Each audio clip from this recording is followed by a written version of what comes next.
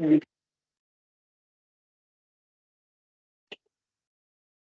it's 7 o'clock. If I may, I would like to call the meeting to order and proceed with the suspension of the procedural bylaw. I need a mover and a seconder, please.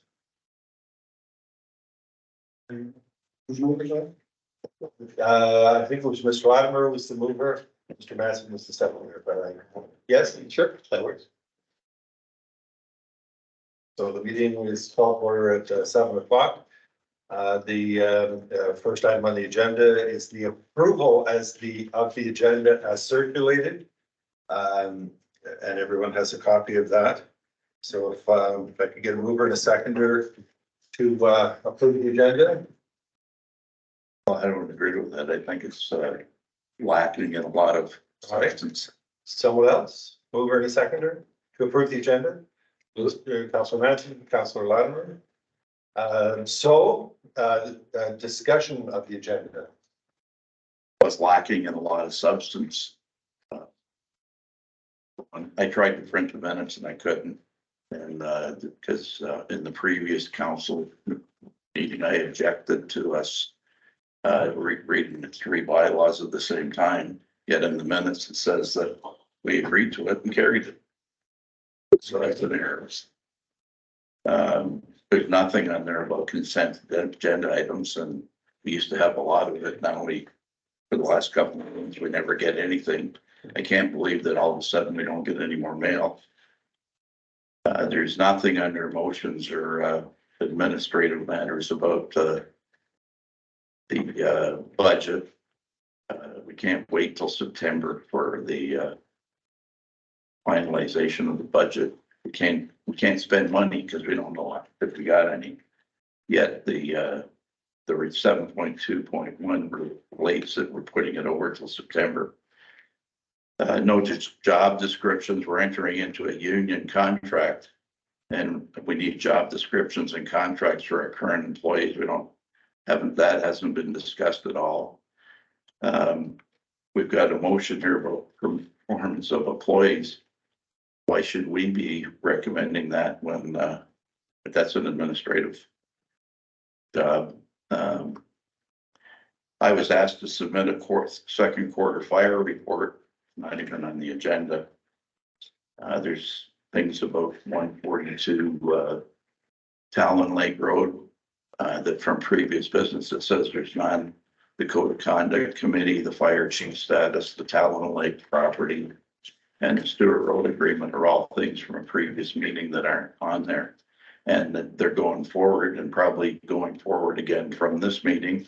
They should have all been on the agenda.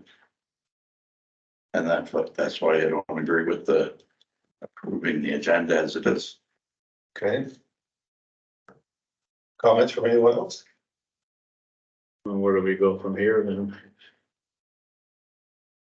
Why aren't they on there? You made the agenda, or did you have somebody else with it? No, that was myself that made the agenda. There's a lot of items that we are going to discuss, and most of them are going to be in the roundtable discussion as just updates. Roundtable discussion is not even on the agenda. It is. It is for the 8.4. Many of the items that you're referring to are part of the motions. And some of the legislative items were if there were any to discuss or business arising from previous meetings. I mean, there's stuff that as administration, I mean, we could flood the agenda with the information just to be repetitive, or we could just bring it to an update, and that's what we're going to do going forward. My concern is that we campaign on a platform of transparency and openness. Sure. And by eliminating these things from agendas as the meetings go on, they tend to be forgotten. And then people that are involved in them say, well, what happened to my point? And that leads to complaints. And there's enough complaints about us. Fair enough. Councilor Grant, comments? I mean, I think there's a reasonable balance to strike between too much content, too little, and there may be a few items that should could have possibly been included from Business Arising. But, I mean, I respect the opinion and, think that, you know, maybe we could have a little more information on the agenda. But I'm willing to move forward with what we have as well, so. Comments from anyone else? Nothing here. No. Councillor Ladford? Well, I did look at some of the, reports, pretty brief. The, Isn't really a lot of information there.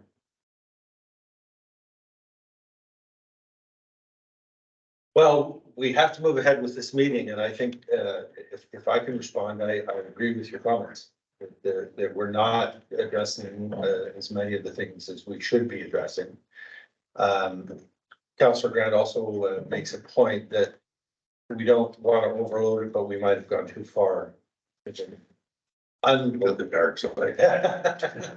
To the dark side. My point exactly, so I just wanna make my Point. point known. Okay. I would like to move ahead with the meeting one way or another. Well, So I'd like to call this to a vote to approve the agenda as circulated. All those in favor?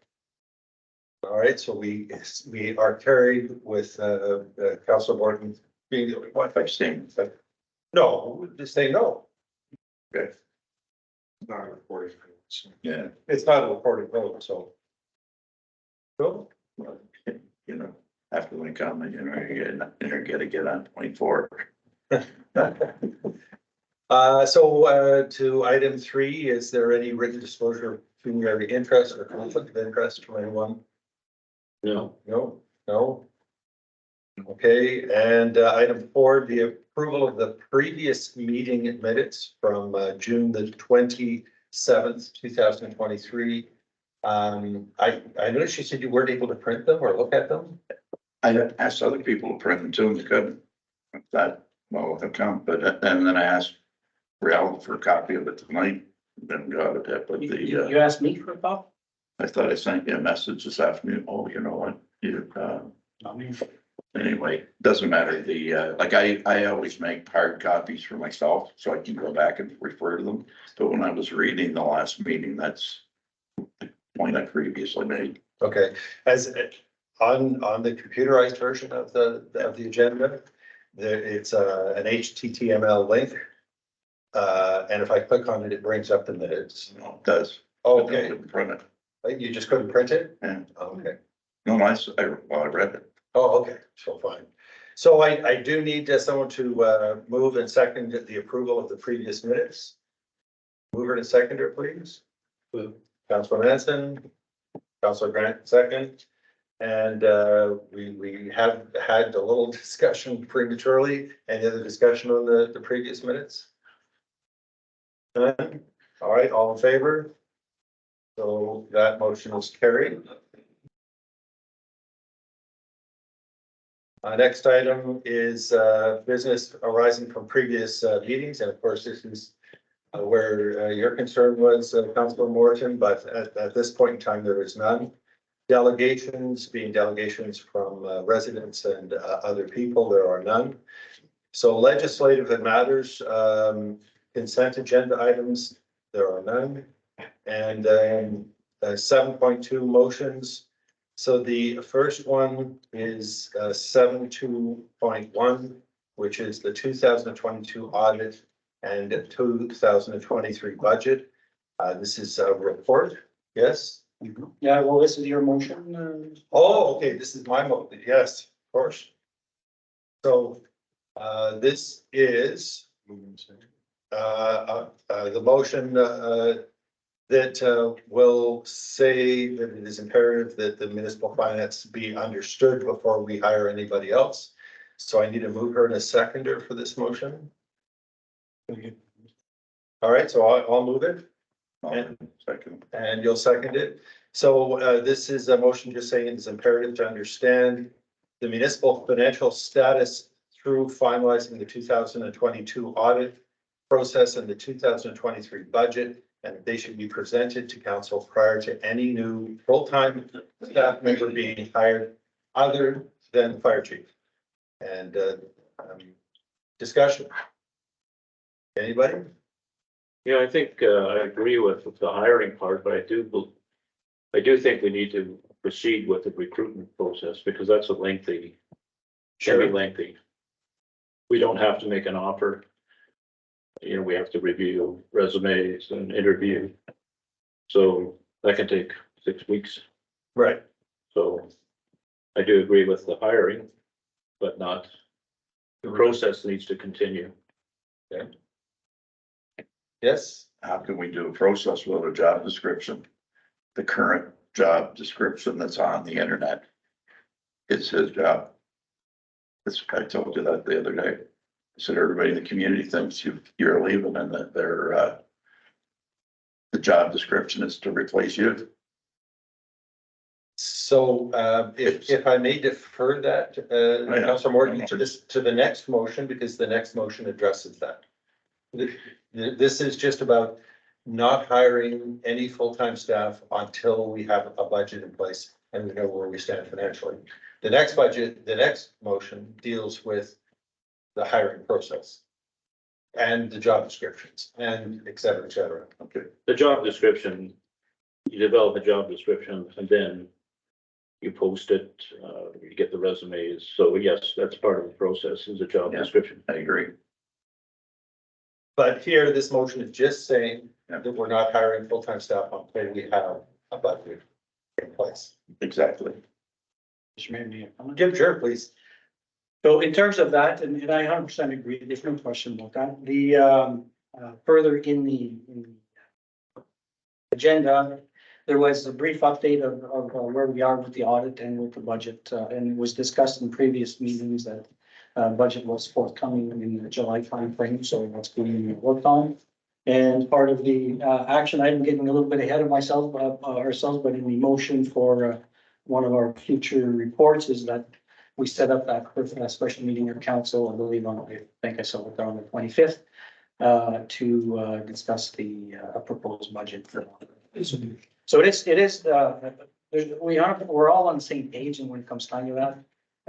So just, it's just being formalized here and I respect that 100%. Good discussion? No? Sounds reasonable to me. The budget has been something that, our hands have been tied fiscally without that information, so it makes sense to defer the hiring. I mean, I support the motion that, we need to take account, of what's going on in a more realistic, more formal, more realistic, we need to understand what's happening, that's happening soon. And, so why not support the motion to make sure that, we're being responsible with new positions. Excellent. All right, so I'll call this motion to a vote. All those in favor of suspending the hiring process of full-time people with the exception of the fire chief until after we've received our budget information, all those in favor? Hiring process or? No, the hiring of, sorry. Yes, The process continues. yeah. Okay, so that is carried. Thank you for that. You're right, the process is the next thing we're going to be discussing, so.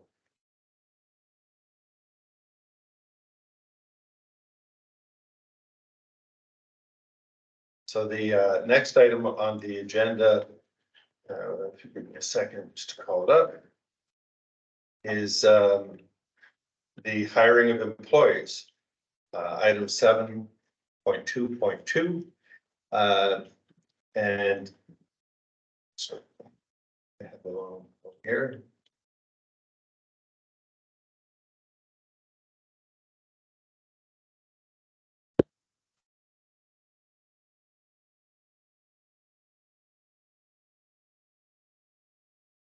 So in this motion, this is one that I've brought forward as well. This shall serve as a motion to consider the following. It is imperative that staff and council work together as a team to build a strong organization, and there are some changes being made. Further to this, a hiring committee be formed for the hiring of each full-time staff position consisting of a minimum of one staff member and one member of council.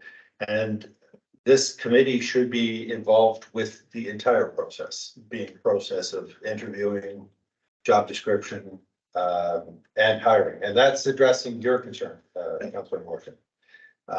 So I need a mover and a seconder to bring this motion to the floor. Okay, and the seconder, Councilor Latimer. So discussion on this. Go ahead, Councilor Grant. If I may, I think that, I think that there's a natural, in my experience and just observing other municipalities and talking with other clerks and other counselors, it's almost, part of the process is a natural, almost tension between council and staff.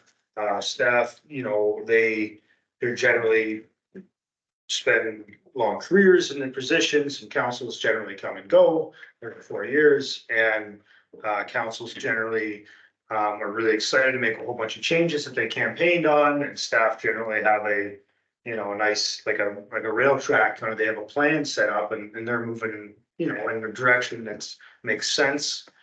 So there's always that little bit of tension. And I thought a lot about this, and I feel that it makes sense that council and staff think about the relationship as a team. It really is a team effort, and that I find that when you see there's a lot of unnecessary conflict in the past, other municipalities where council makes decisions and they just don't know. Sometimes they don't even know what they're making a decision on, because just if information is not flowing, the communication is not flowing great. So I think that anything we can do to improve that flow of communication, and I don't want my words to be misconstrued. I'm feeling very involved in this council and the staff, and I feel like the communication for myself is going well. But I think anything we can do to, help build team and help make sure that council has a purpose and has a part of some of these processes, I think is a bonus. And I think both staff and council benefit from, a bit of formal interaction as well on various committees and things. So I don't support that motion. Excellent comments. Anybody else? Any comments? No? I think it's very necessary. We're a small community. And we have a very small HR department in the municipality. And it's protection for, having one person interview. It's wide open for criticism. But I think somebody from the council should be involved with at least one. I think it says minimum. A minimum of one of each. Yeah, I think it's a good idea. We're not a big organization. I agree. Speaking to our counterparts in Papua Cameron, they're involved in the hiring of every full-time staff member. But if you go to North Bay, they're not. And because there is a different kind of atmosphere in a smaller organization than there is in a large city. And I think that it's important that we're all involved here and help each other. Yeah, For sure. it's not in this, but I did hear something about council voting on, we bring the prospective candidate to council for a vote, but I don't agree with that. You would be basing your vote on what, the feeling in your bones, because you haven't seen the resumes, you haven't done the interviews, you don't know. So you're just voting on. So typically, and please correct me if I'm wrong, a hiring committee would be involved in the whole process, and they would bring a recommendation to council. And that would be who would be then approved by council. Well, you're leaving it up to council. What happens if they don't approve that candidate? It becomes if I haven't seen the resumes, I haven't been involved in the interview, what am I basing my vote on? I say that's a good point. And sorry. Yeah. I think that's why I think it makes sense to have some interaction in the process from at least one counselor. I think you bring up a very valid point that, you know, many times council's asked to approve things and it's almost a rubber stamp, you know, like, but I don't know, I like to, if I'm approving something, I wanna Well, have. I wouldn't even think it's necessary to It- have it- it maybe approved it's- by council. I mean, you're hiring the staff, the manager hires the staff. And you go to the board directly for approval. You pay somebody to do the hiring. And that's part of their job, but in this case, we need more than one person on that committee. And I guess council gets to have its say in approving who's on that hiring. Of course, yes. That becomes their voice. Councilor Martin, you have comment? Well, I'm just reflecting on the last council, not our council, the one before us. Bart Gaslan asked for some information on a new clerk hiring and was told, you don't need to know that. By who? Well, previous clerk. Without name, I'm naming a name about a positive thing, but I don't think I'm allowed to name a name about a negative thing. So then, there's another scenario, Councillor Grant was on that council when that happened, and, a person was put forward by, a staff member for a position, and two councillors objected to it, and they ended up hiring somebody else, which caused all kinds of friction amongst the people that were there. So I mean, there's two sides of the story. Whichever way we decide, we gotta go forward, but Well, we need an open, transparent process for hiring. We're not hiring our brother-in-laws or cousins or yeah. somebody, they have to be from the community. Well, no. Hire the best candidate for the job. The best candidates, yeah. Yes. Wishes to address, go ahead. Thank you. So in principle, I agree with the idea of moving forward, with a hiring committee, and in part with, members of council. Just the cautionary piece that I bring out is, and it's to help the transparency part of it. And it's to make sure that, it's not perceived as too much of council making the decision on the hiring part. As the CAO, you guys are certainly mandated to form that committee to hire this position. There's no question about that. But beyond that, it's not in the currently in the personnel policy that council would be involved in the other positions. So it's likely that the personnel policy would have to be, the hiring policy would have to be updated to reflect whatever committee is going to be, and the not necessarily the person on the committee from council, but a member of council would be a part of the hiring process. And I would probably recommend that, and I had a discussion with Mr. Mayor on this earlier or late last week, I think, is that I have certainly no issue with on the management side of hiring managers that way, if you would.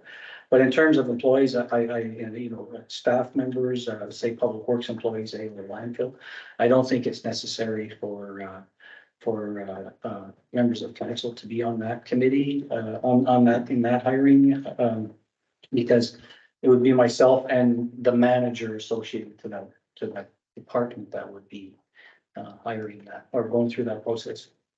But in terms of managers, I think more than one person is a very good idea for the transparency, because there is a scoring, you'll see later in some closed session information.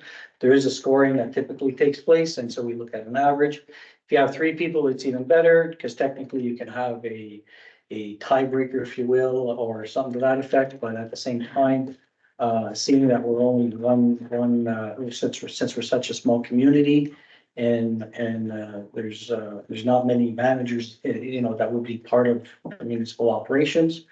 I think it's one member of council and myself would be adequate for that hiring committee. Okay, so just to clarify, for me, and this is only for me, I would agree with the notion of if you're hiring roads worker, public works person, that the manager of the public works department would be one of the people and the CEO would be the second. Same with landfill, operations manager and the CAO. That's not a problem, but anybody in administration, as far as I'm concerned, even if it's an administrative assistant, should be a counselor, even though that's not a manager technically. That's true. Should be involved. I thought that's why you worded it as the full-time employees. Because I wanted to catch- It's all part-time and the roads guys, there's only two and they're both full-time and anybody else is part-time. To be honest, it's kind of a really fine line between the two. We only have one full-time roads person and we have one full-time administrative assistant. So I'm trying to catch the administrative assistant, but I'm not so concerned about the roads position. Non-union and union, Apparently, well, that's, I guess, later. Yeah. but normally, your A office union assistant person would would be done by the manager of the department and the CEO, yeah. Yes, and then anybody outside the union is hired by the CAO and council member. Well, yes, I still think there should be three for the same reason, CAO said was that they got to have a third person for a tiebreaker. What if, you and I are, the CAO and I are on the committee and we disagree? Who's gonna decide? Well, really, we're only talking about one position here. Well, no, Yeah, just the one, because the landfill is part-time and they're excluded. yeah, So, there's other positions that are full-time in the corporation, which would be, road supervisor, well, but that's a management position and that has to have a committee. at least one. I'm saying it should be, there should be three. I'm not saying it has to be two counselors. Oh, okay, well, that's Saying fine. it should be three. I think we're all in agreement there. I'm just saying that a minimum of two. Yeah. But the CAO said, no, two is enough. So I'm getting back to the previous minutes where we said something and then you changed it on the minutes. So I think he said, and correct me if I'm wrong, I think he said two is enough if you're hiring a part-time person at the dump. We don't even need to be involved according to your motion. Right.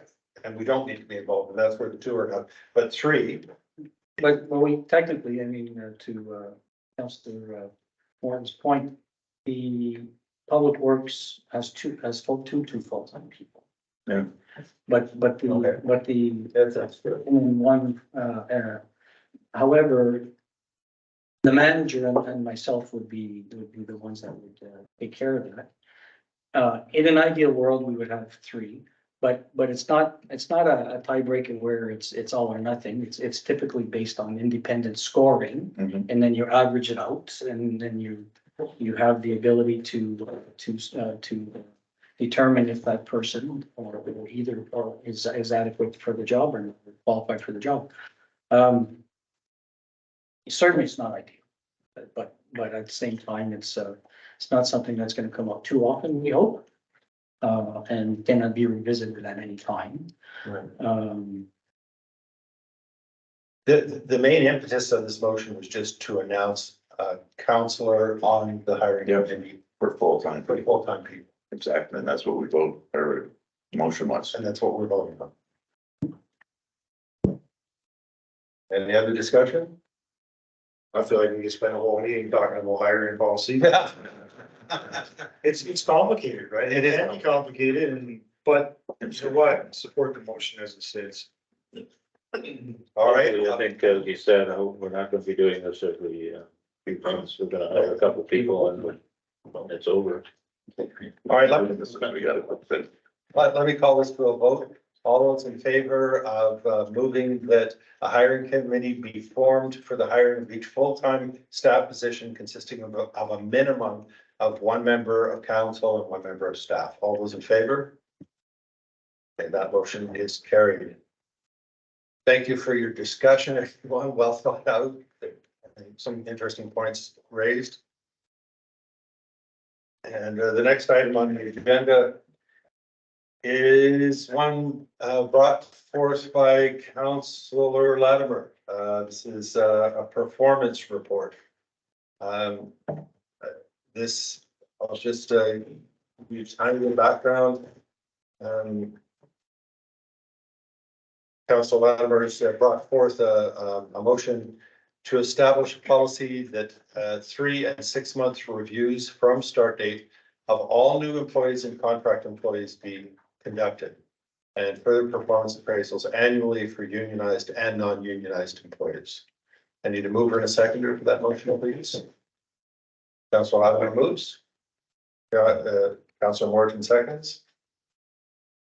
So discussion, turn to you, Councilor Latimer.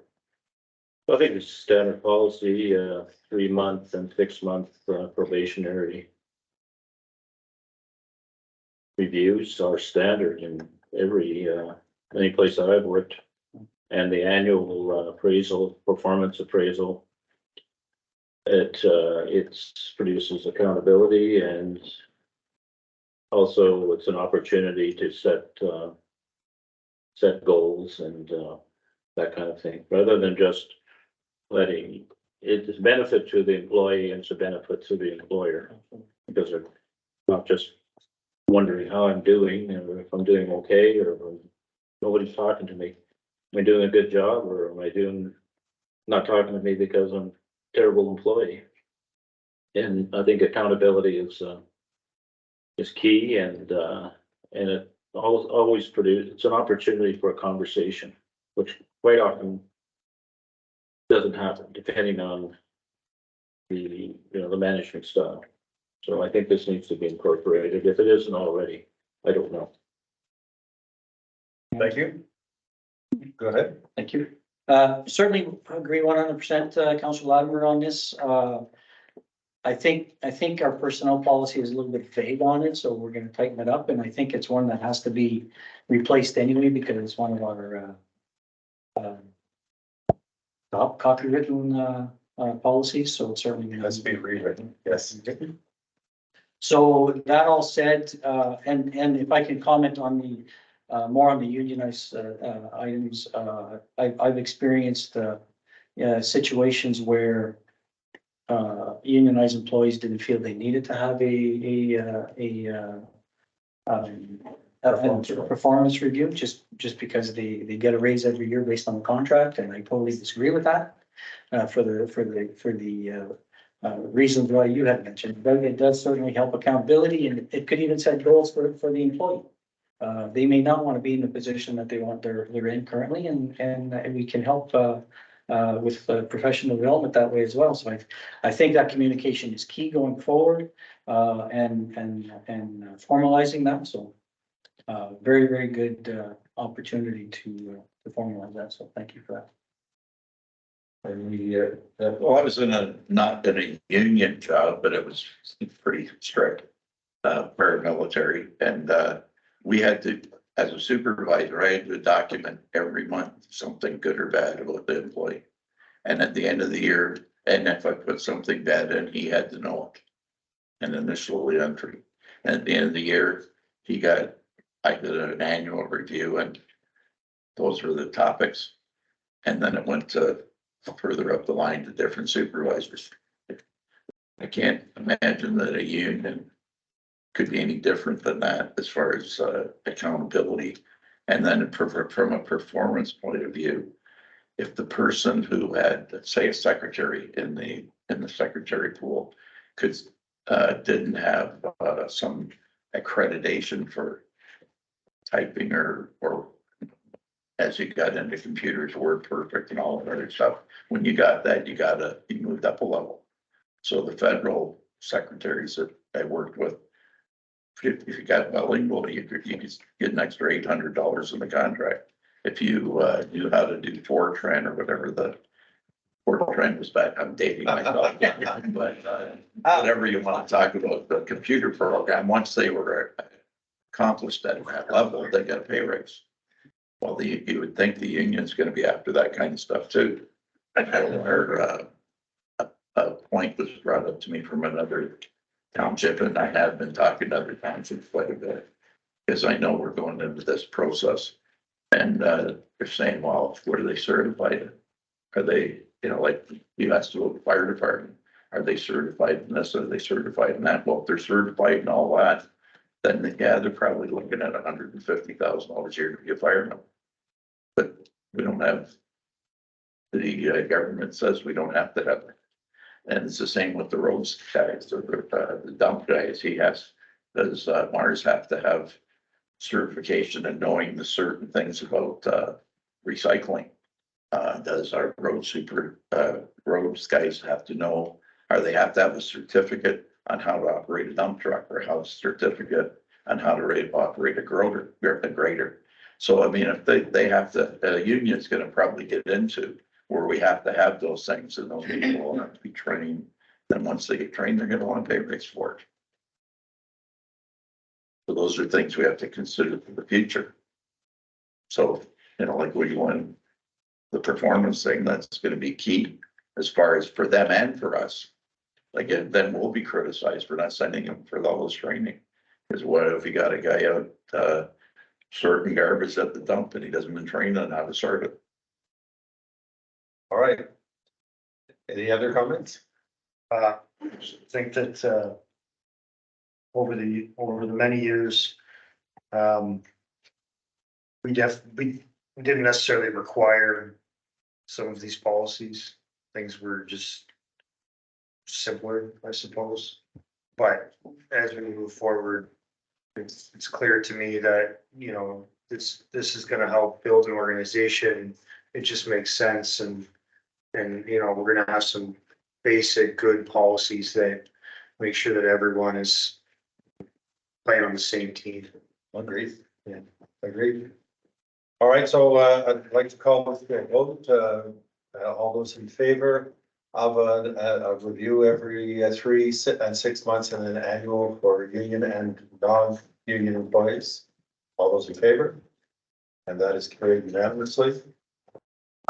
Next item on the agenda is the confirmatory bylaw. This is just the first and second reading of the confirmatory bylaws. Sorry, no, Mr. Mayor. That's gonna be deferred to the end where it's. Okay, so I can leave this out then? Right.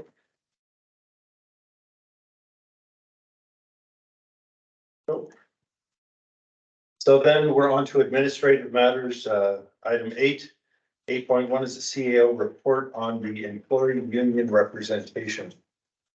I will turn that over to the CEO. Thank you, Mr. Mayor. You guys have been abreast, council's been abreast of all what's been going on with the union process.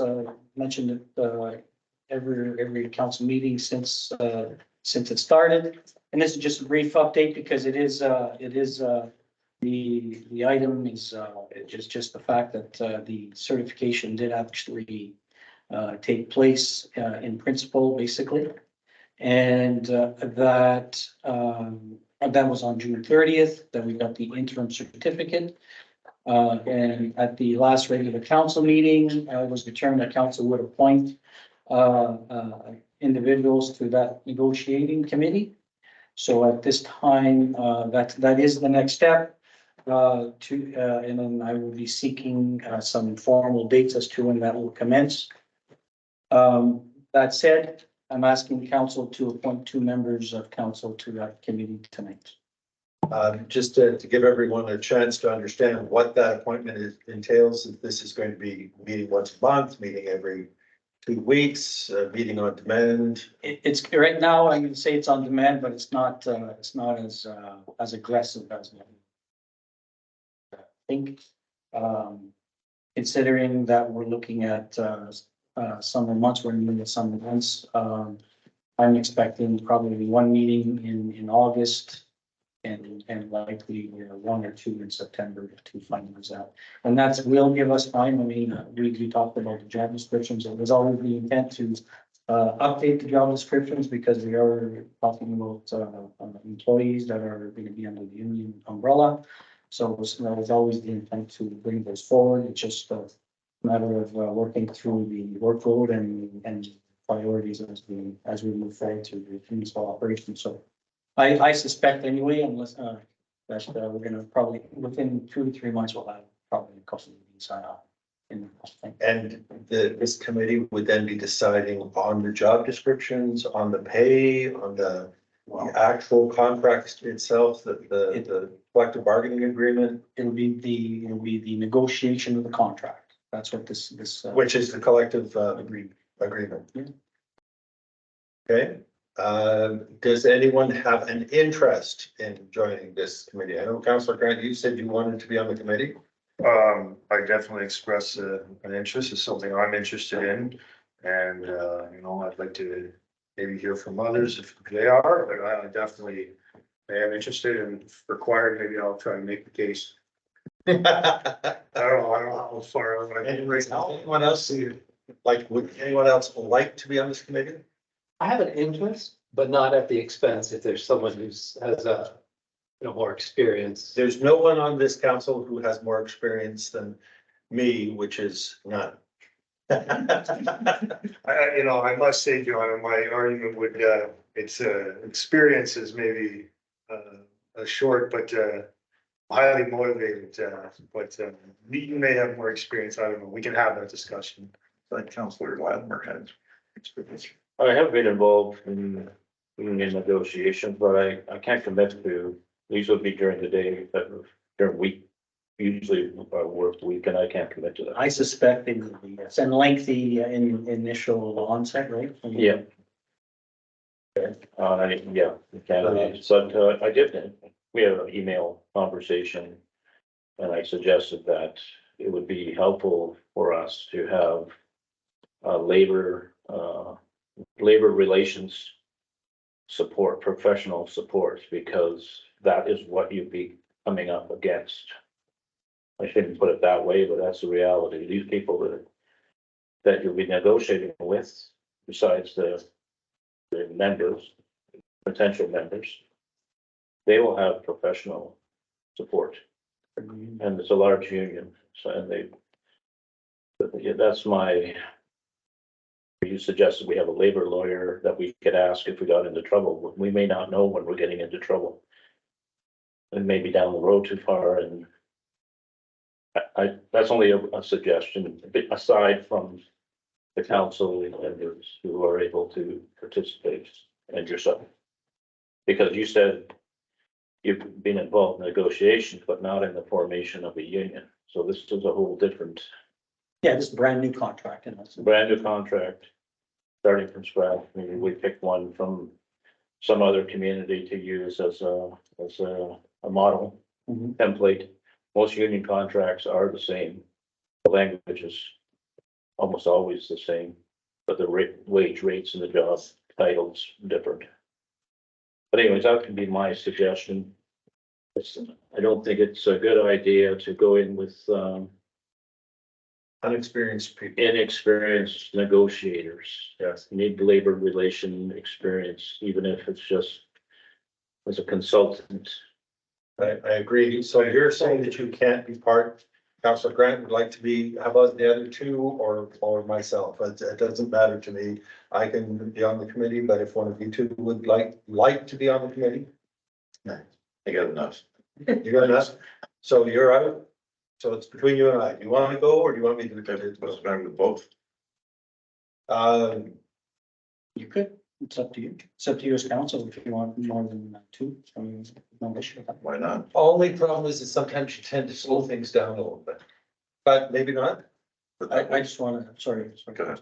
I just wanted to, it technically, if it's three people, you're. It's a council. Yeah, there you go. There you go. So, Although, what's this thing?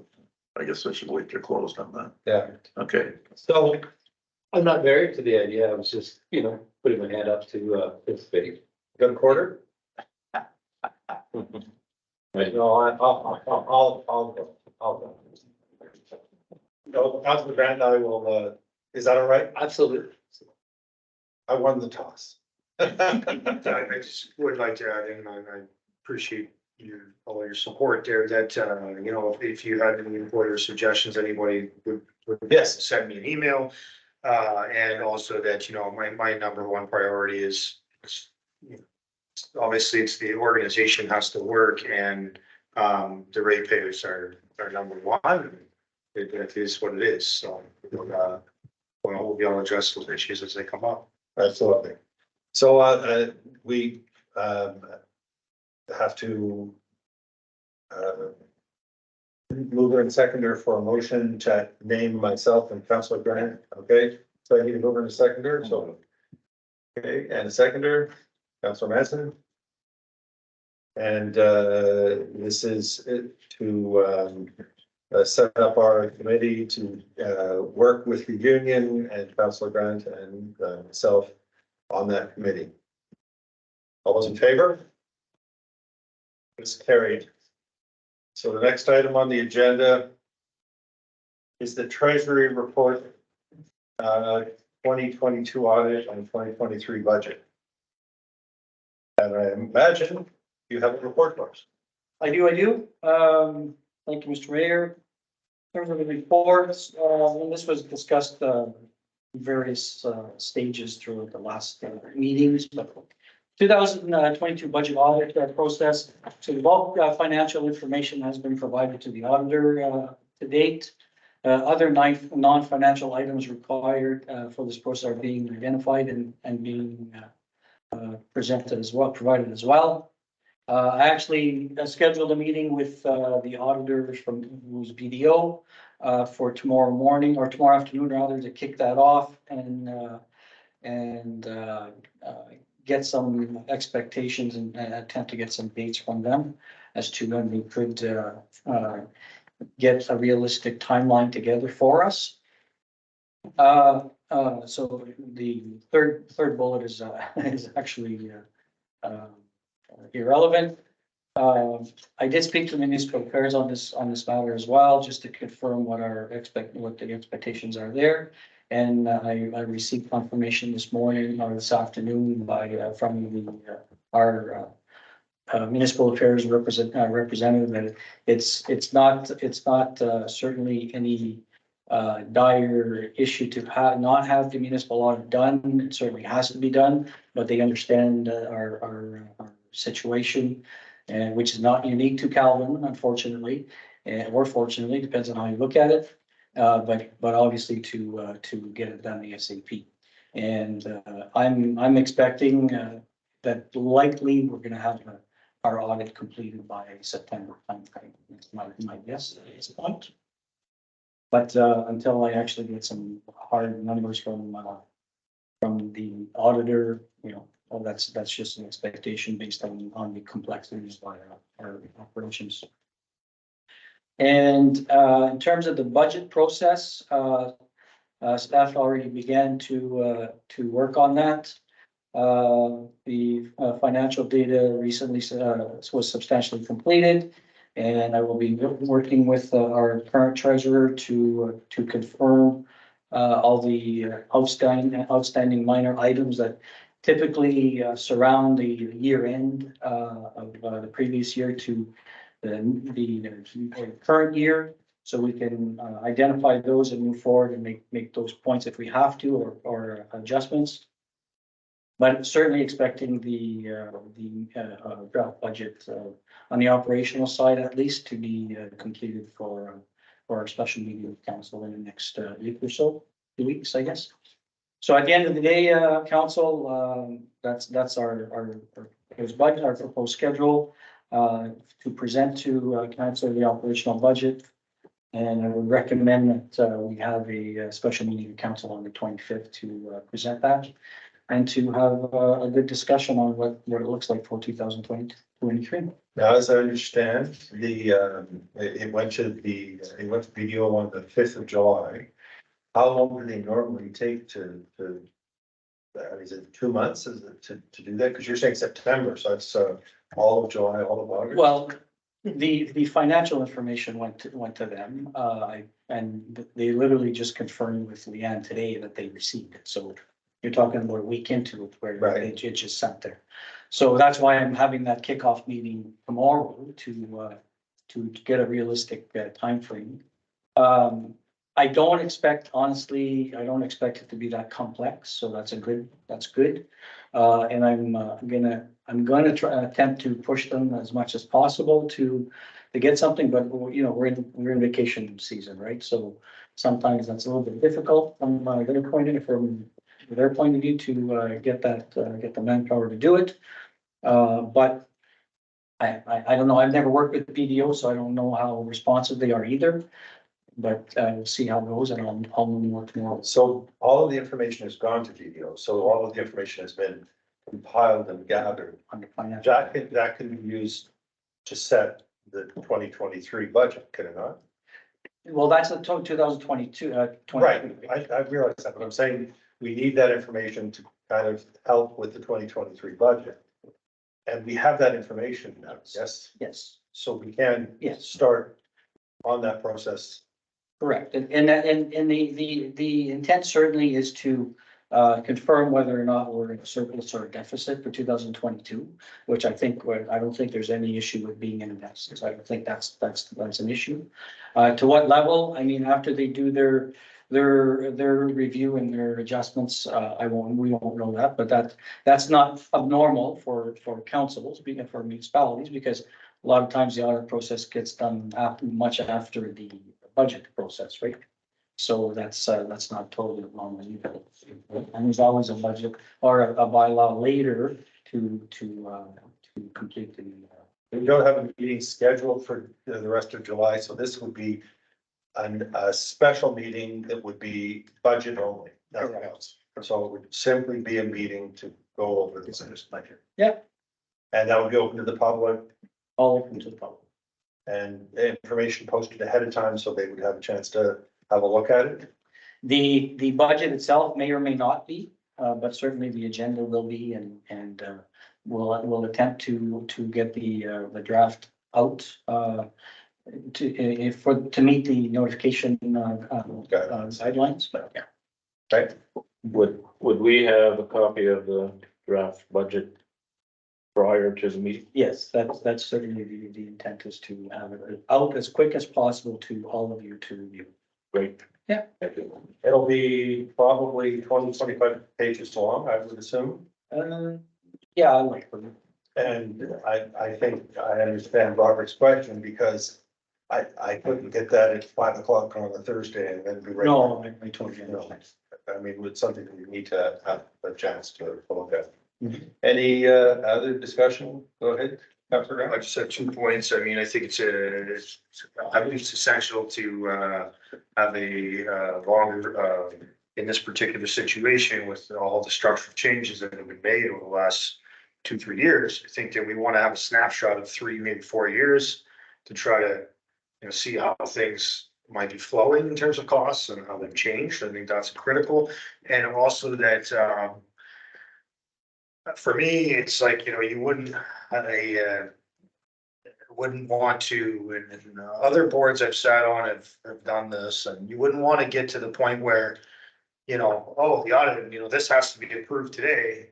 And, you just got 4 hours to look at it, so we need to move ahead. So my suggestion, and that's got to do with the regular scheduled meetings and whatnot, it happens. My suggestion is that if required, if necessary to move this forward, we would call extra special meetings. Right, sometimes we're reluctant to do that for various reasons, but I want to get through that process and also have time to take it seriously, so, You bring up an excellent point, Councilor Grant, and I was looking at some preliminary financial information from 2022 and 2023. It would be really helpful to have information from 2021 would as well, because now you can start to see trends. We don't want to base decisions based on what happened in 2022. I'd like to see. and I think if you go back 3 to 4 years, you'll have a budget that would be very similar to the last 10 years. Like, wouldn't have changed dramatically, structurally. Is that possible to get 2021, 22, 23? That's how I do my budgets, Mr. Mayor. I give the historical information. And because it is for that exact reason, I want to see if there's any blips on the account. You want to see any abnormalities. And you can see a historical average possibly of what's been going on for a particular account, whatever that account may be. So that's typically how I do these things. So I think we're all on the same page. All right, if there's no other discussion, anything else? you want to lock the date in as July 22nd? Well, that was gonna be my next question. Because, I don't have any confidence that that's gonna be done by the 25th. And then we're gonna have to move it again. And when or at the last meeting, we talked about a date to be mentioned later. Because I can't see them coming up with something. I just don't have any confidence in BDO doing it. Oh, no, this isn't to discuss the 2022. This is to discuss the 2023 budget. But we haven't even got financial statements of what money we've taken in and spent since January. We were. We but will then have it's that not in getting the budget, yeah. It's important to keep to date. Yeah, I agree. we don't see any of that Cancel, we stuff. cancel, but let's But we will before this 2025 meeting, and we have to. make that good. Mr. Mayor. Yes, So the information that's gonna be for this preliminary budget has nothing to do with BDO at this time. That's the 2020. You know, have we, We I guess that's close to. we are gonna get a snapshot of what has happened in 2022.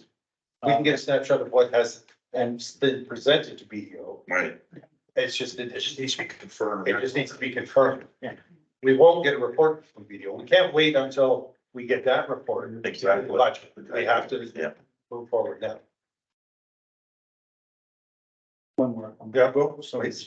And, you know, because there's so many things that's gone on in 2023, this process would be a lot, well, more organized and scheduled in future years. In essence, and we may find this a little bit ironic, but we're probably gonna start talking about 2024 shortly after we start finishing 2023, just to be proactive. Exactly. That's a good thing. All right, so if there's no further discussion, can we move on with the recommendation? Again, to set the meeting for July 25th, which is a Thursday again, is it? Tuesday. Tuesday. A Tuesday. It's 2 weeks. Okay, so 2 weeks from now. So if we can move forward, with a mover and a seconder to set that meeting and accept this budget audit report. Do I get a mover and a seconder? Well, move it. Councillor Latimer, I'll second. Councillor Grant. And that we accept the report as presented and we'll move with a special meeting of council on July 25th to discuss the operational budget for 2023. All those in favor? That's carried. Thank you very much.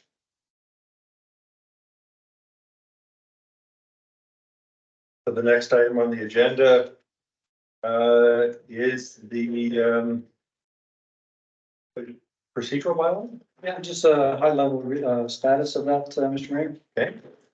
So, because this is something that's been ongoing and through the and identified as an current action to be taken, the review started certainly, and council had passed a resolution in 2022 to ensure that no more copyrighted bylaws would be permitted in the municipality. And some of the verbiage in this bylaw stated that the review shall take place as well at this time. So in initial review of the bylaw in conjunction with the current council's desire to have the roundtable, I think it would be reasonable to have that item, in particular the roundtable discussion, whatever that's going to be worded as, be inserted in the officially in the agenda as an item.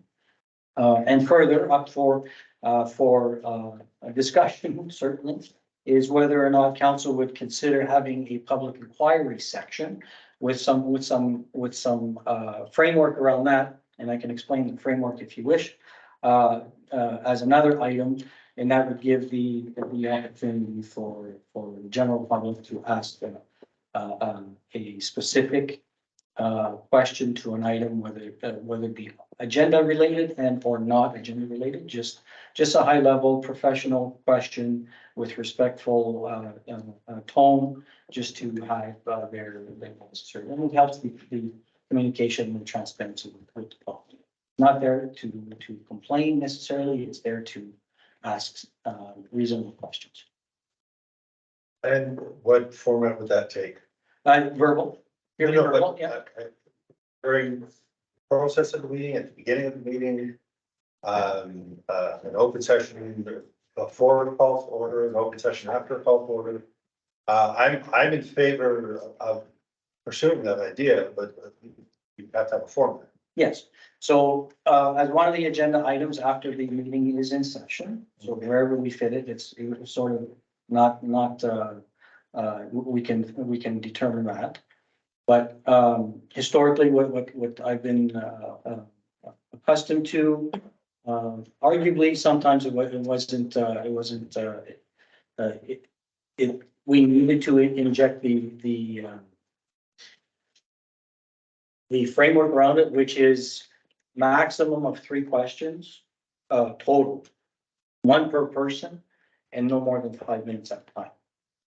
So that gives, technically, there would be 15 minutes to that section of the agenda. And 1 person per question. Some meetings you don't get any questions at all. Some meetings you do get 3. So that would be, if I may interrupt, in like item 5, before business arising, you would have comments from the general public.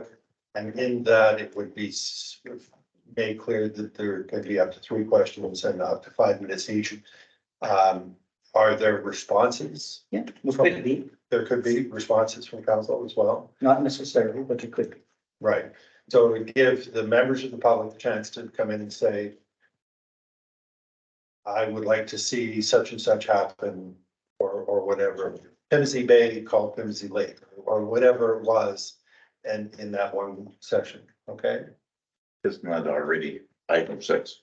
No, this is the public. The public is basically by our procedural bylaw and by the procedural bylaws that they've always They had. can't, The public is not allowed to address council, and I did allow people to address council at the beginning, and then I was told that I was breaking the procedural bylaw by doing that. So what we're saying is, or what Realis is saying is that we change the procedural bylaw to include a section somewhere within the thing good. where 3 people can be up to 5 minutes to make Yeah. that. It's sort of like a delegation, but a delegation has to be in writing 3 days before the meeting. And So- get more time. Yeah, but you get more time in the delegation. So when Mr. Rose presented his delegation he presented a written delegation and it was added to the agenda. It was part of the agenda. That was the only way the public could speak. So this is just a different way. Try to be brief. I'm in favor of it for 2 reasons. First of all, we're on public comment and transparency, and the public generally has quite, although they generally have good things, like important things to say. Right. Generally, if someone takes the effort, it's important. Secondly, it actually adds more legitimacy to, I believe it adds more legitimacy to the process and to the actual or actual motions and bylaws, in that, you know, the municipal act talks about the fact that anything we pass we have to allow public comment. So this is what I think it legitimizes further the things that we move forward on as a council. At the same time, also giving opportunity. And, you know, a lot of times in the past, you know, there's been an agenda that comes up, and maybe before I was on council, I glanced that over, and then I'd be sitting in the meeting and I'd say, son of a gun, I wish I could have put a delegation in because I didn't read that, or, Right. you know, and it just allowed, and, you know, it's important things to say.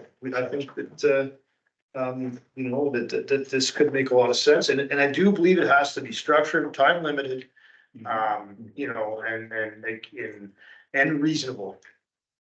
Anyway, so. And it would be up to the chair to make sure it didn't turn into an argument. Absolutely, and you know, this should be something to mention that, you know, if somebody comes to the council, and they do it with delegations, is, you know, if they ask a question or something, we might not be prepared to answer, right? So. So, you know, I'll take my gavel and do it, so, yeah. That's not what you got. but at least we can listen, you know, we can listen and. Any other comments? No? I think it's a great idea, public, real-time public input. Yeah, I do. Great, thank you. So there was that, and what was the other change that you wanted to make to the? Just formalize the roundtable. Oh, okay, discussion. And, in previous procedural bylaws, I assume that as being basically being, announcements and public announcements, but that will be the council and staff doing those announcements. And as we, sorry, guys, I love policy and procedure, and if we put the roundtable stuff in, I think that maybe you should have a bit more of a scope as to what fits there. Just, and it can be a wide scope, but because I think it's important that if things are better off to be motions in advance, that they should just be brought up at the roundtable because it's a last minute decision, like they should be included in advance. Like, I don't want the roundtable to be the catch-all. You know what I mean? And my feeling for the roundtable was that these were items that might wind up on the agenda in a future meeting. And just sort of opening the door as. There could be something even like that just happened the day before or something last minute. I just, Right. I would encourage everyone to use the proper, I don't want to call it proper process, but use this, these things in a. And just one last point, just to be clear about we did pass a bylaw that said Calvin will not accept any new bylaws that are copy protected. So we didn't actually pass a bylaw that says we are rejecting all copyright protected bylaws. And if the decision that we reached in council was that if we were going to introduce a new bylaw, it could not be a copywritten bylaw. But the ones that we had, there's a huge number of copywritten bylaws, and it would be an enormous task for staff to rewrite all of those bylaws and replace them with all new ones. But as we need to replace them because we need to make amendments, that's when we need to repeal and replace with a new bylaw. So the procedural bylaw is copyright protected. The minute we decide that we're amending it, we have to repeal it and replace it. All right, so do we need to make a motion here or can we? Just to receive the report. So until we're receiving the report, I need to move her in a seconder, please. Councilor Manson and Councilor Morton to receive the report about the procedural bylaw. And that brings us to Good timing, Larry. the roundtable. I don't have a particular format. How does everyone feel that should go? Should it go around the table and start with whoever's on the number one position? Is that what we should do, or should we go all this first? Should I start or?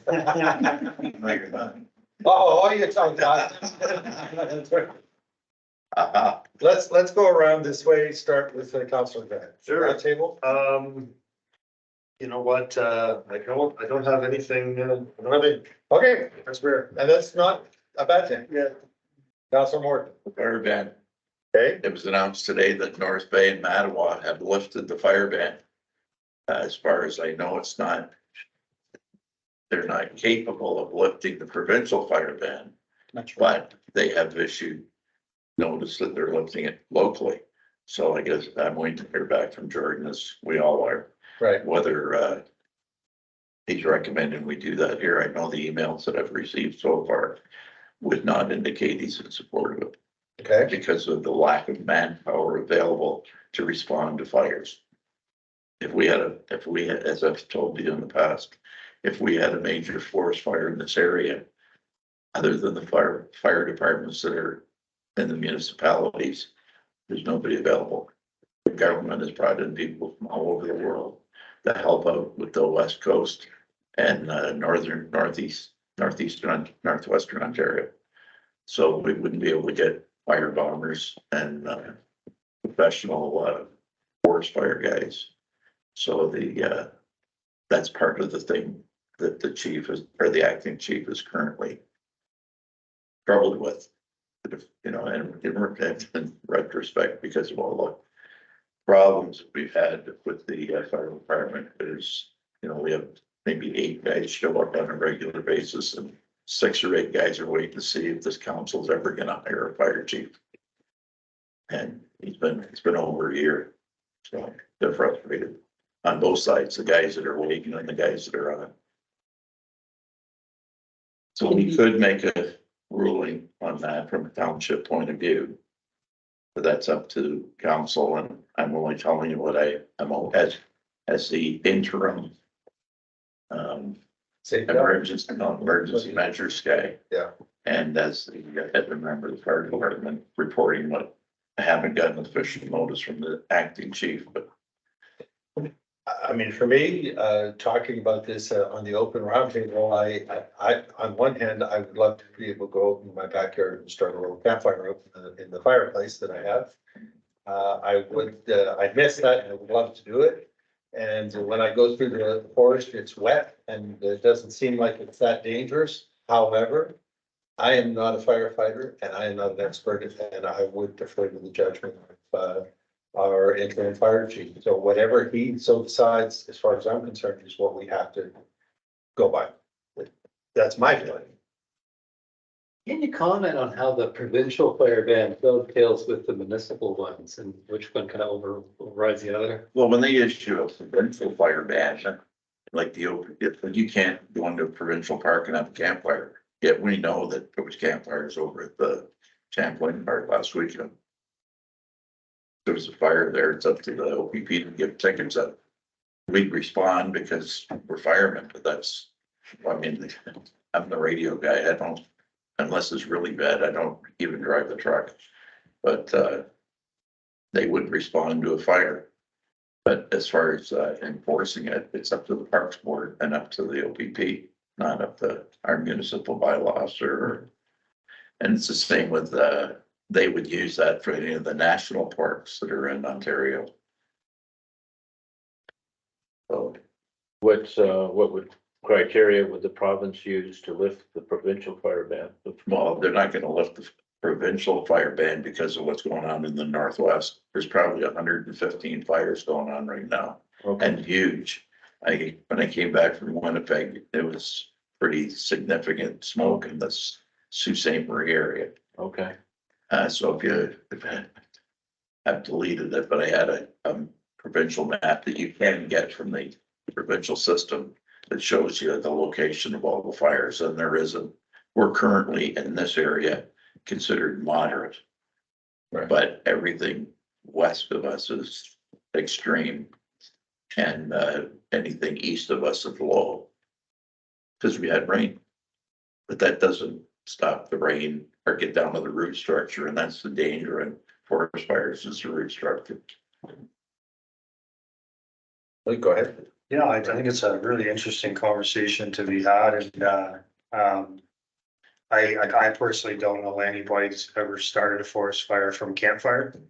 I know people that have burned large fires and grass fires and more risky activities have started fires, but I think there's something to be said too. I don't think that, I would love to see some statistics and some information to back this up, because I mean, my intuition tells me that the risk of campfire, forest fire originating from Samuel de Champlain Park is probably nil to zero. Not to mention they have on-site suppression and other things to deal with these things. And you know, campfires are a really important part of tourism in the area. And especially for campgrounds and things that are paying additional taxes and are trying to attract people. If they actually pose some risk, so be it. I just think that it's actually politicians' job to assess risk and determine what's reasonable. And yes, there would be a strain on resources, and I hope the province has a plan to increase those resources. But if you're going to assess risk, I think you have to listen to your fire. And yes, I agree. And the fire chief should also have supporting documents as well to, you know, there should be a reasoning behind that more so than You know, it should be, because it, you know, it seems like a trivial thing, while you just go without your fires, but, you know, it does affect, it affects, businesses in the area as well. I think of Algonquin Outfitters, their businesses have people going into Algonquin Park. You know, Because they can't have, and there's a strong argument. or fire bans, but It's would be significant, as soon as the Champlain, I was there 2 weekends ago, was dead. And, you know, I get it. You know, a little bit of camping's not worth a forest fire, but what's the actual risk here? You know, like, zero tolerance policies tend not to work. And, well, since somebody had said to me, but it stops the idiots from having fires and burning the forest down. Actually, probably it doesn't. Well, it doesn't, because the idiots are still having fires and burning the forest down. So we're, you know, I'm always cautious of these, zero tolerance policies, because out of abundance of maximum caution, sometimes we, unnecessarily suffer as good citizens. Well, as Councillor Morton has said, we need to keep the morale up on the fire department. Absolutely, and it's a fire department. And I also, besides I'm sure the tourism area is gonna love it. Right. And, I'm only stating, I'm not suggesting we do it or do. No, but what I'm saying is I think we need to show support for the fire chief and his decision. Well, based on what I've got here, he can't understand why North Bay lifted it.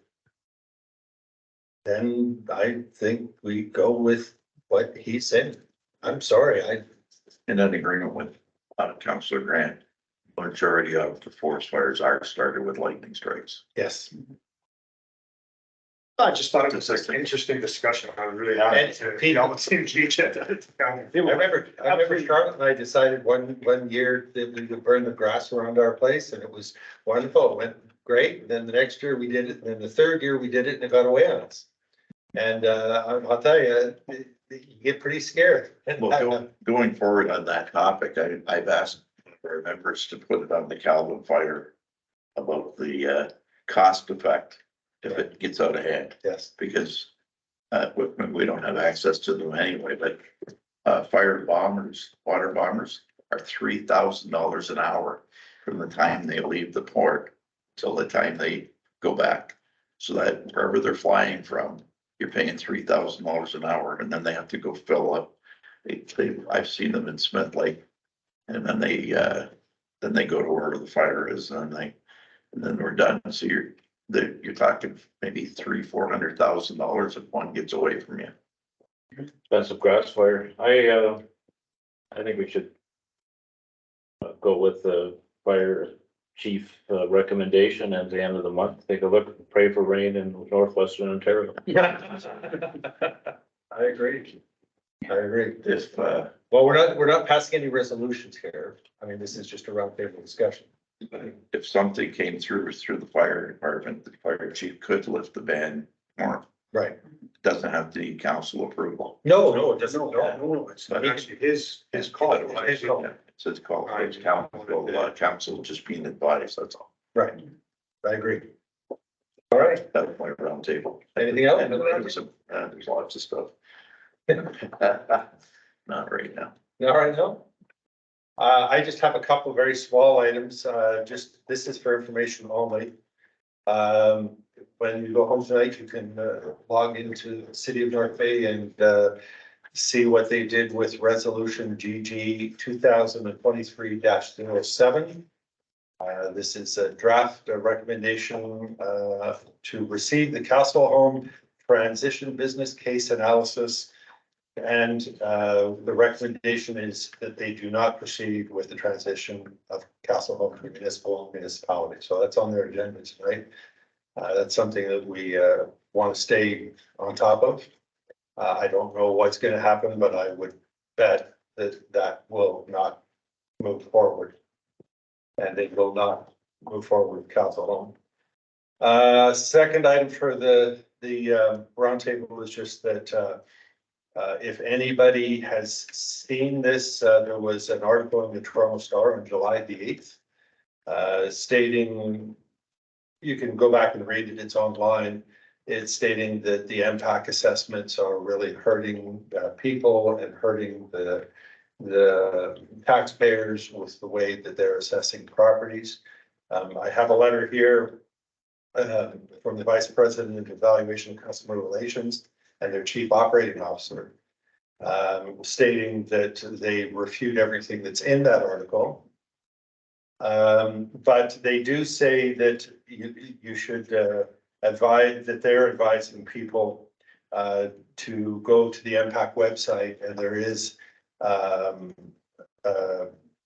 vertical equity reviews that are available, and there are assessments that you can look at on the MPAC website that show that it is a fair assessment. But I will just want to point out to everyone that this might come back to you. Somebody might be calling about MPAC assessments, and you should be informing people that MPAC assessments, you can look at how they're done on the MPAC website. The article was called "Is Your Property Tax Fair?" in the Toronto Star, if you want to have a quick read. And the last little item for the roundtable is, as you all know, I've been working on the Louise de Caroline Lawrence property, and Parks Ontario has has not got back to me as far as being interested in moving forward with anything with Louise de Caroline Lawrence. And the North Bay Mattawa Conservation Authority has said that they will not be moving forward. It's a big price tag. It's, well, I guess I can say it publicly. It's $699,000. But I have now got interest from another environmental agency with a fair bit of club. And we're working on trying to move forward on that as a way of purchasing that property and making it a nature reserve. It would be a real feather in Calvin's cap, because this is a historical figure from Calvin Township. And I think if it's possible to preserve this property, it's something we should be working on. So I haven't brought it to council for any, there's been no reason to bring it. There's no motion on, for Calvin to consider at this point in time. But as soon as there is, I will bring all of these documents forward to the council for review. And that's it for me for the round schedule. So, Councilor Manson. A couple of things on just circling back to the impact assessments. So they were supposed to do one, I believe it was in 2020, and they pushed it back due to COVID. Right. And then we had the, massive run on prices. They went up, housing prices have escalated due to all of the, COVID shenanigans. So we will be facing assessments that are going to be probably in some cases significantly higher. And we're already in a high inflation environment, and we're in now a high interest rate environment relative to where we were. So there are a couple programs out there, the Managed Forest Tax Incentive Program and the Farm Tax Incentive Program, and they do have some criteria to meet. I went through with a gentleman in the area and did the Managed Forest Program. This it may be a tool that people can use to kind of combat the higher priced world that we're in now. And when these assessments come, I'm not looking forward to seeing mine, but it's gonna come when it comes. And you're right, there's probably anxiety for people when they see an assessment come in and it's double the value of what their last assessment is, because of course the immediate thought is this is going to double my taxes. And I think it's our responsibility as a council to provide people with the tools that will calm that fear, because doubling the assessment value will not double your taxes unless you're the only person in the township who has a double value. Our mill rate is based on how many houses there are in the municipality, and if they all have a tax rate of each house is worth $100,000, we have a mill rate based on those residences at 100,000. If you say every one of those residences now worth 200,000, then the mill rate comes down so that the taxation isn't going to change as long as our budget stays the same. But what does happen is a lot of people get that assessment and they see that and they think, oh no, I'm gonna be bankrupt with taxes. So I mean, it's up to us to be able to help people through that process as best we can. And you're right, the managed forest is like that would apply to my property where I have a lot of forest. It's just blank forest and there's nothing done with that. And there's farm taxes as well, for sure. Maybe one last. Sure. About the property tax things, I think there will be a lot of anxiety, some of it will be unnecessary, I believe. Yes. Because when you look at those assessments, like, this is what, when I was talking to MPAC, I was asking them questions less than a year ago. And if you had pulled a building permit or you had built a house since, your assessment's supposed to reflect the real assessment. So when they come around and do another round, your house should stay similar, should already be reflected, which would indicate then if there was a rise of assessments and other, that you actually could potentially see a decrease in tax. I mean, it's probably not gonna, that might probably be the exception, Right. but probably not gonna be the norm. But it just everybody, and then it also depends on the rate that the municipality is charging. So MPAC is the tool we have. It's a reasonable tool to use, and so I think everyone's just gotta. Well, you've got to dispel some of the anxiety. Yeah, I think everyone's gotta take a deep breath and think they make it. I hope. Sorry. The other thing, I've been here, close to 3 years now. I still work in North Bay a few days a week, work from home a few. North Bay,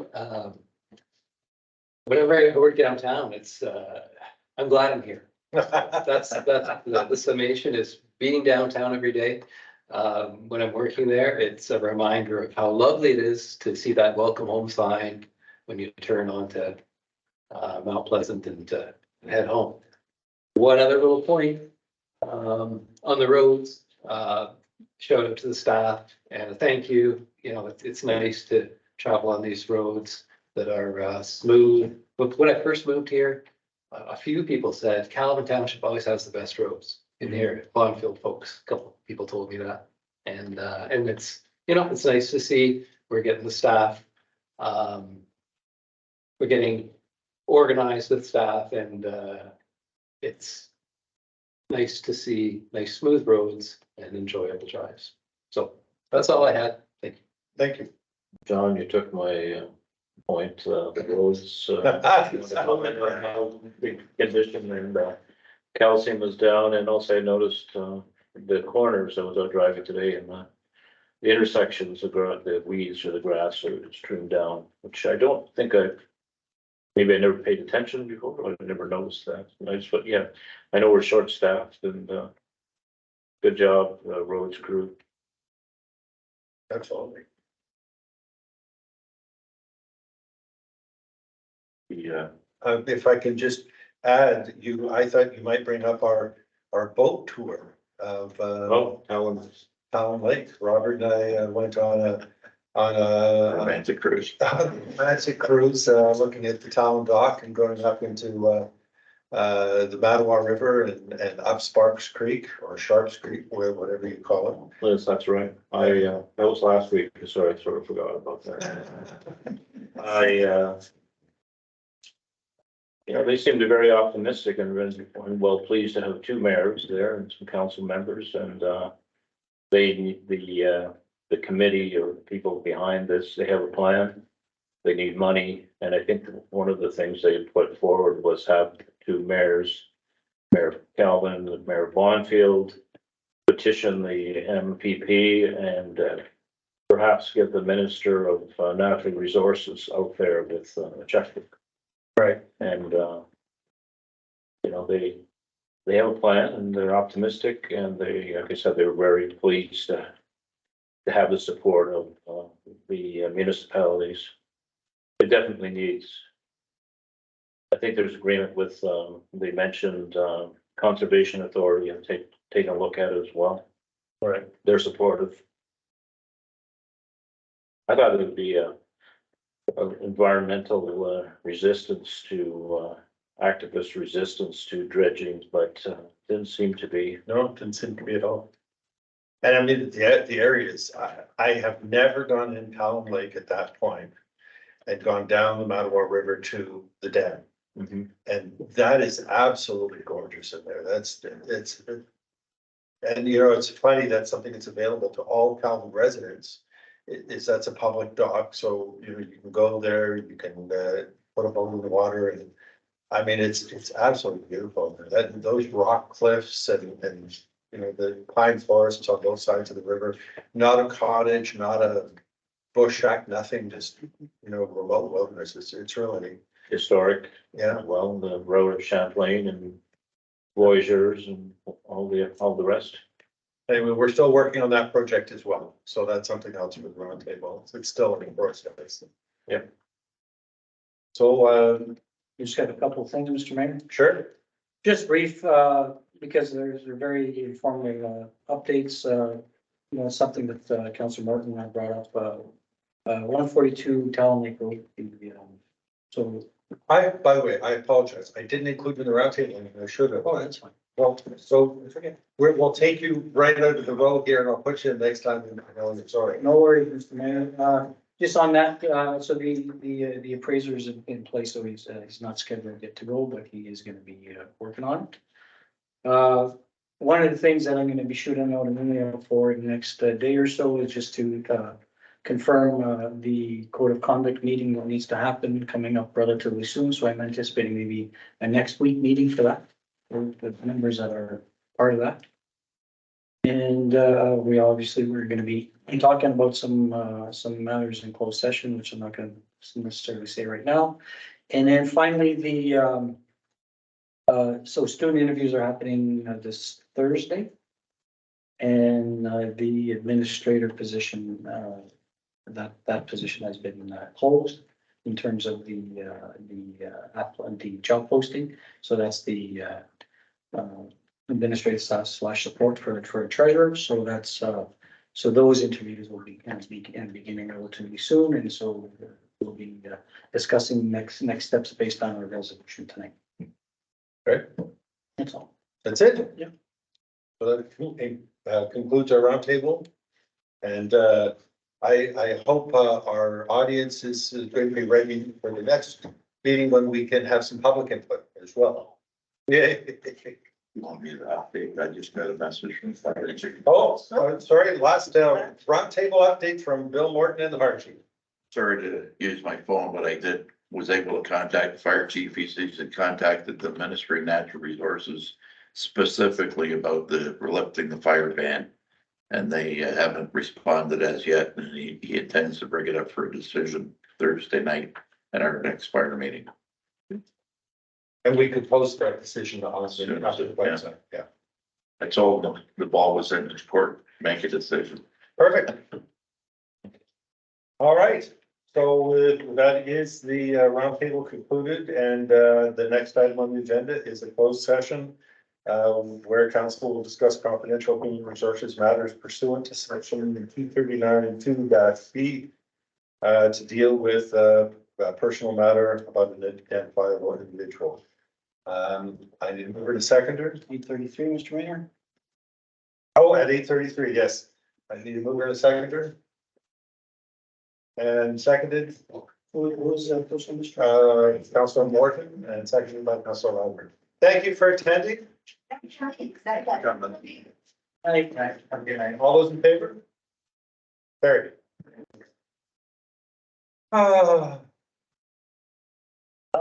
Give Vic a call. Vic. Vic Fidelli. Oh, yeah, no, it's buddy. already been done. You are.